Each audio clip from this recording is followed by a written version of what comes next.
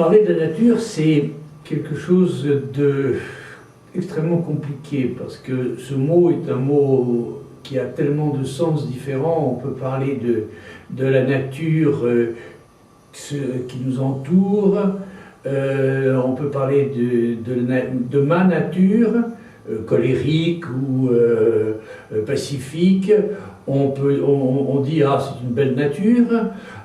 Donc ce mot est un mot extrêmement complexe, mais qui a quand même un sens premier, c'est ce qui est fondamental, ce qui est donné, ce qui a été, pourrait-on dire, créé. Mais la nature, pour beaucoup, c'est l'opposé de la civilisation.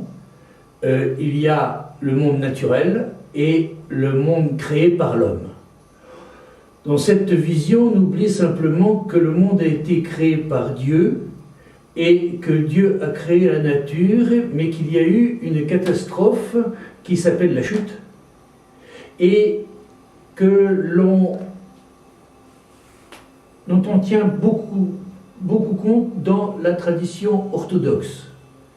Il suffit de se souvenir les grandes plaintes d'Adam auprès des portes du paradis, et le fait que lorsqu'Adam a été envoyé sur la terre déchue, tous les animaux voulaient le tuer, et c'est Dieu qui a interdit aux animaux de le tuer parce qu'ils devaient vivre ensemble. La nature, donc, finalement, n'est-ce pas le vivre ensemble?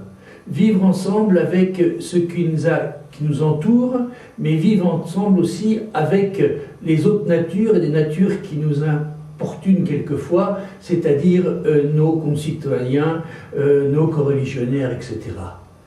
La nature, c'est donc vivre ensemble.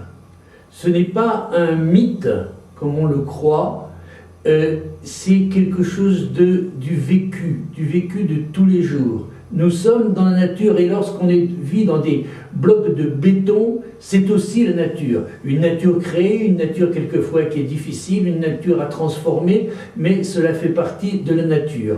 Alors finalement, cette nature, n'est-ce pas tout simplement la jonction entre la création divine et l'homme déchu, l'homme qui attend beaucoup de Dieu quand il pense à Dieu, et qui essaie, comme il le peut, de transformer la nature, et c'est là qu'intervient, je dirais, le christianisme. Nous avons la chance, nous orthodoxes, d'avoir à l'heure actuelle un patriarche, ce qu'on appelle le patriarche vert, hein, et qui lui s'occupe énormément de la nature. Est-ce que l'écologie ne serait pas un des lieux où véritablement on peut apaiser la nature qui quelquefois, on l'a vu, ne savait pas tellement longtemps, et on continue de le voir avec tous les typhons, les orages épouvantables qu'il y a à l'heure actuelle, la nature qu'il convient d'apaiser, et la nature de l'homme, lui aussi, il convient de l'apaiser. Et la vision de cette écologie chrétienne, cette écologie qui est défendue par le patriarche Bartholomée, c'est véritablement non pas quelque chose qui vient en plus, selon la mode, en plus du fondamental chrétien, mais qui en fait totalement partie. La nature fait partie de nous, la nature fait partie de l'Église, et c'est, je pense, à l'heure actuelle, à l'Église de l'apaiser et d'essayer de la transformer. La relation islam et nature. Ces dernières décennies, les religions ont été interpellées par l'écologie, le développement durable, les mouvements écologiques, ainsi de suite. C'est tout à fait normal que l'islam soit à son tour aussi interpellé par cette question. La lecture des textes fondamentaux sur l'islam nous conduit à aborder au moins deux dimensions. La dimension cosmique et la dimension écologique. D'abord, pour ce qui est de la dimension cosmique. Ce qui est frappant dans la lecture du Coran et des traditions prophétiques, c'est que la nature, les éléments de la nature, le cosmos, la terre, les cieux, les éléments naturels de la nature, le vent, la pluie, le tonnerre, sont personnifiés.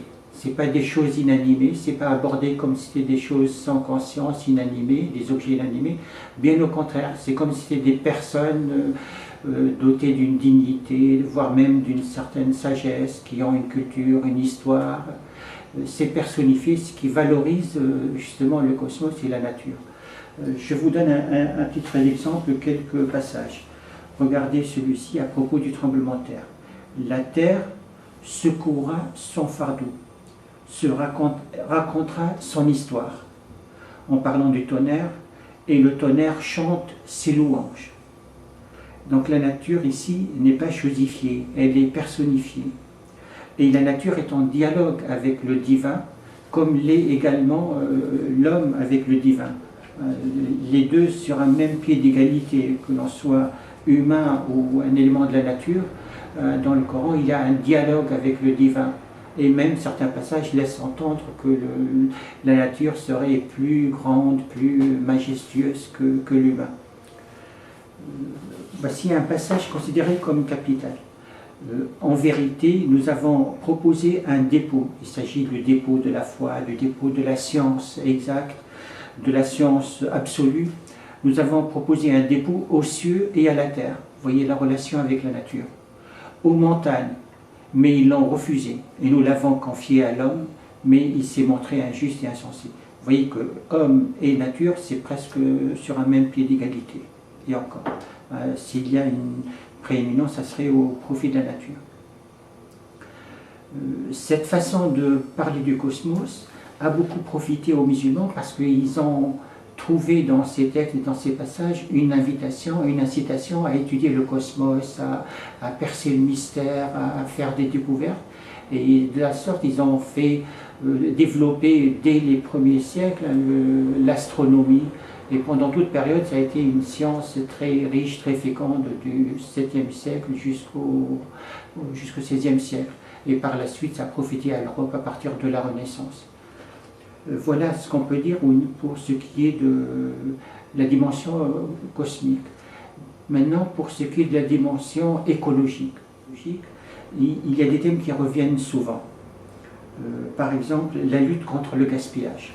Il y a encore un autre thème qui est très fréquent, c'est la lutte contre la pollution et l'invitation à prendre soin de la terre. Le terme terre est cité dans le Coran au moins plus de 220 fois. C'est dire qu'à chaque fois, il faut prendre soin de la terre, faire attention. Ce verset est assez intéressant. Il exprime combien il faut protéger la terre, la préoccupation écologique est importante. Si la vérité, c'est-à-dire Dieu, était conforme à leur passion, les cieux, la terre et ceux qui s'y trouvent seraient certainement corrompus. Vous voyez donc ce souci permanent de protéger la terre. Autre détail aussi qui permet de dire combien c'est important, et on ne le respecte pas aujourd'hui, que même en période de guerre, c'est absolument interdit de toucher un arbre, détruire un arbre ou toucher à la nature. Aujourd'hui, quand c'est des périodes de guerre, les armes à destruction massive, tout le monde en parle. Donc voilà, les textes et une lecture saine des textes de base nous incite à respecter la nature et faire attention. En conclusion, on a l'impression que l'homme et la nature ne font qu'un tout. Dieu dialogue avec la nature comme il dialogue avec l'homme. Et on peut rajouter que notre société moderne fixe comme objectif premier la croissance. Il faut que ça soit conjugué aujourd'hui avec l'harmonie avec la nature. Voilà.